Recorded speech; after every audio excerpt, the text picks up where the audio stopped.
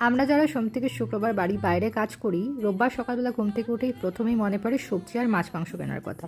তো সেই মতোই সবজি কিনে আজকে আমরা বেরিয়ে পড়েছিলাম মাছ কিনতে। মাছ কেনার কথা শুধু শুধু মৌরলা মাছ আর চিংড়ি মাছ। তো মৌরলা আর চিংড়ি নেওয়ার পরেও দাদা আমাদের বলতে শুরু করলো ইলিশ মাছে অফার আছে, ইলিশ মাছে নিয়ে যেতে।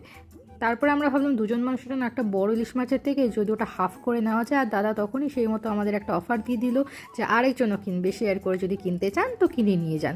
সেই মতো আমরা হাফ ইলিশ মাছ কিনে নিয়ে আসি। সাথে কিছু নিয়েছিলাম চানাচুর, পাঁচফোড়ন, আর এখানে একটা এভারেস্টের শাহি বিরিয়ানি মশলা অনেক দিন ধরে আমি খুঁজছিলাম, তো এখানে হঠাৎ করে পেয়ে গেছিলাম, তো নিয়ে নিয়েছিলাম।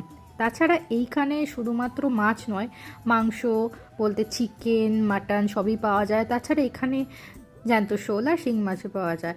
শিং মাছ এখন আমরা কিনে খাইনি, কিন্তু শোল মাছটা বেশ ফ্রেশ ছিল, জ্যান্ত বলেই হয়তো এতটা ফ্রেশ ছিল। এরপর আমাদের এঁচড় কেনার কথা ছিল, কিন্তু এখানে দাদা এত বড় একটা কাঁঠাল এঁচড় বলেই আমাদেরকে বিক্রি করেছিল। তারপরে যা হলো ওটা তো পরে ভিডিওতে বলবো।